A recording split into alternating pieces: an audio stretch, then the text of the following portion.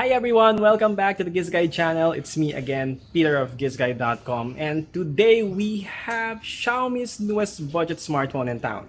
This is it, the Redmi 90. So without any further ado, let's check it out.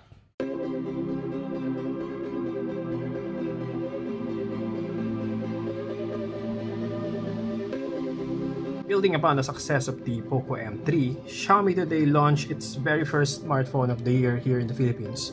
This one is called the Redmi 90. Basically, this is a budget phone that is mostly the same with the POCO M3 except that it has a new design and a useful ultra-wide angle camera. At this price point, this is easily among the most competitive around based on its specs. Let's check it out. For the build and design, it has the same materials used by the POCO M3.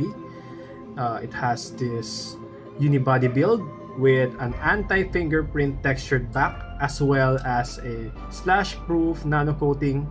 And as you can see here, depending on the light hitting this device, there are rays. It also has this big Redmi logo at the bottom corner of the phone, which indicates that this is a Redmi device. On the upper portion of its back, as you can see, it has a camera island. This contains the 4 cameras of the phone. And what I like here is the camera hump is not that thick, it is just right. Especially if you will put a case on this won't be that noticeable anymore. According to the website of Xiaomi, this one will be available in carbon gray, twilight blue, sunrise orange, and ocean green colors. And for me, this carbon gray color edition is both neat looking and premium looking at the same time. That is even if this phone is considered as a budget device. Also, I would like to note that I like its curved back cover as it made this handset easier to hold. And as mentioned earlier, it has a textured back design, so it is not that slippery at all. In front, it has a fairly large display. It uses a 6.53-inch FHD plus dot drop display. And as you can see here, it has slim bezels on the sides and on the top. The shin bezel, again, this is a budget smartphone, is thicker than what we wanted. But again, let's remember that this is a budget phone, not a high-end phone. Also, it has a notch. The notch is the one that's housing the selfie camera of this device. On top of the notch, you will see that it has an ear speaker as well. Also, to protect this from unwanted scratches and damages, Xiaomi equipped this with Gorilla Glass 3 protection. On top of that Gorilla Glass 3 protection, it has a pre-installed screen protector as well. On top, you will find the first speaker grill. So this is it. And then you will find that it also has a 3.5mm headphone slot, the female port. And then this one is for the IR blaster. Guys, this is one of the few budget phones that has a remote control function thanks to this sensor. And we are glad that Xiaomi is keeping that feature alive on budget smartphones. Underneath, it has the USB-C Type-C port. Yes guys, Type-C on a budget. And then I think this is the microphone hole and then the other speaker. Yes guys, this has a stereo speaker setup, and phones with stereo speaker setup are very rare under 10,000 pesos. This is one of them. At left, you will find that it has this SIM tray slot. So we will try to open it. Okay, I'll try to open it now. The SIM tray slot is a triple slot tray. That means that it has this slot for the dual nano SIM cards and it has a slot for the microSD card. That is very nice to know. In case you are wondering, this device also has a fingerprint scanner, but it is not located at the back of the phone. Instead, to make the back of the phone look cleaner, Xiaomi placed the fingerprint scanner on the right side of the phone. And aside from that, this fingerprint scanner also works as the power button. It is a pressable button. And on top of it, you will see the volume down and volume up keys. We're also calling this the volume rocker. As expected, the fingerprint scanner that Xiaomi placed here works in just a tap. So far, we think that Xiaomi did a commendable job in its build and design department, despite only using polycarbonate materials. Yes guys, this is made out of plastic, but this type of plastic is the good type of plastic. It feels durable, it is lightweight, and it feels nice to hold in general. I also like that Xiaomi was able to add the Gorilla Glass 3 protection here on top, and it also has some sort of water splash resistance that will prevent this phone from getting damaged from accidental water splashes or quick submersion in the water. For cameras, we are glad to note that this is one of the few budget smartphones today that is sporting a 48MP main shooter. And that 48MP main shooter has an f1.79 aperture size, and it also has PDAF for faster and more accurate focusing. Also, you will get an 8MP f2.2 120-degree ultra-wide-angle shooter. This is the kind of camera sensor that is missing with the POCO M3, and this is the type of camera sensor that we do not want to miss on smartphones today.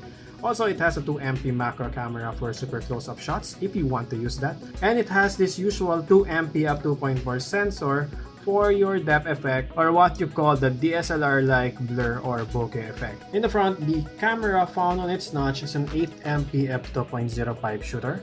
And as usual, it has most of the basic modes found on Xiaomi devices like the Face Beauty, Portrait mode, and several filters. Now I will show you some of the first few shots that we took using this phone. Let's begin.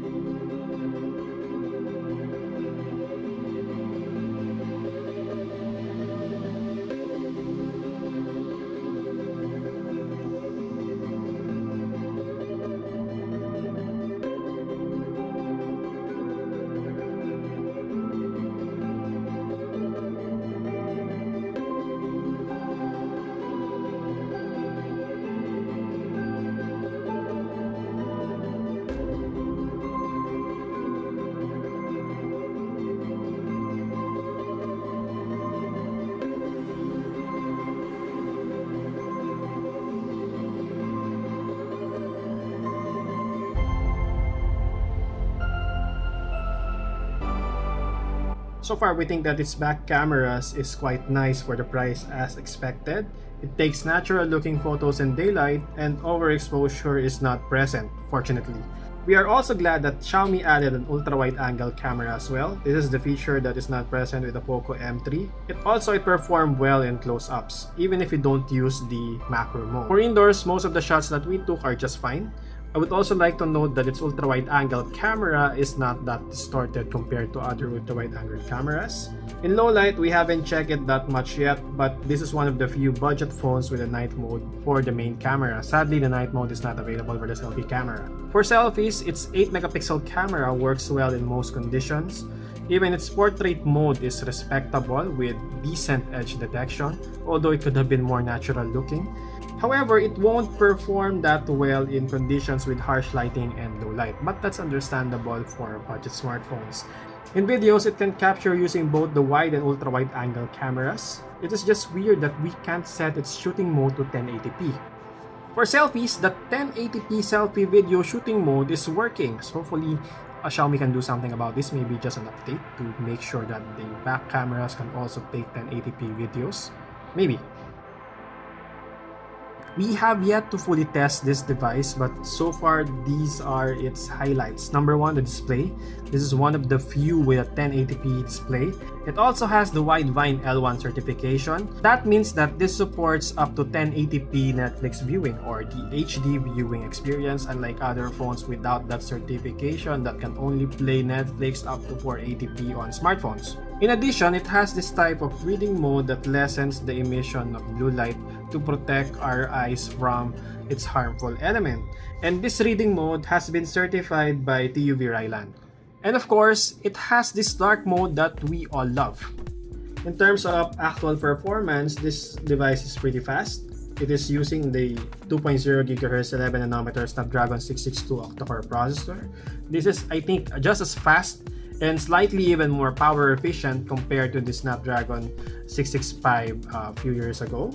And this can run a few games with ease. We tested NBA 2K20 and it was able to run it at default settings very smoothly, and the thermals, it's just fine. It does not get hot. It is just warm but not hot. Also, this has at least 4 GB of RAM for multitasking, and then you get up to 1 to 8 GB of storage. It also has a 64 GB storage variant, and that 64 GB storage is using the UFS 2.1 technology.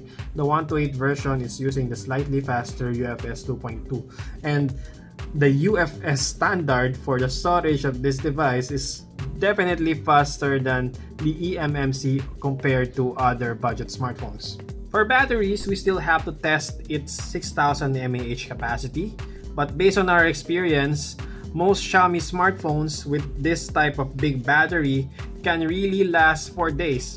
Personally, I think that this will last for up to 2 days on a single charge. And speaking of charging, this one has the USB-C port, and that USB-C reversible port supports up to 18 watts charging.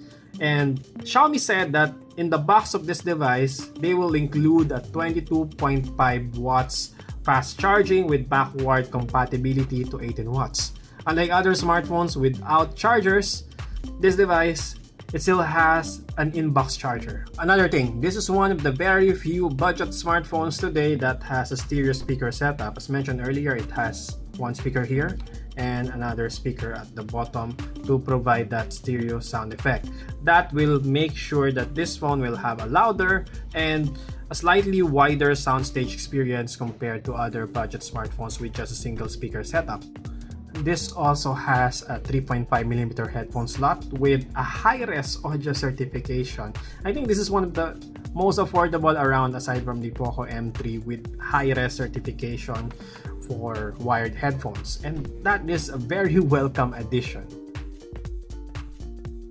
As of the moment, this is one of the few budget phones that provides a near complete experience. It has a good build, a 1080p screen, capable overall specs, large battery capacity, decent cameras, and even stereo speakers and high-res audio certification. So far, despite a few kinks in its armor, we think that this is a good phone, especially at this price point. Of course, this is not our full review yet. We will check its complete capabilities in the next few days. So, see you guys in our full review. Again, this is Peter of GIZGUIDEPH.com. Thank you so much for watching. Stay safe, like and subscribe, and bye-bye.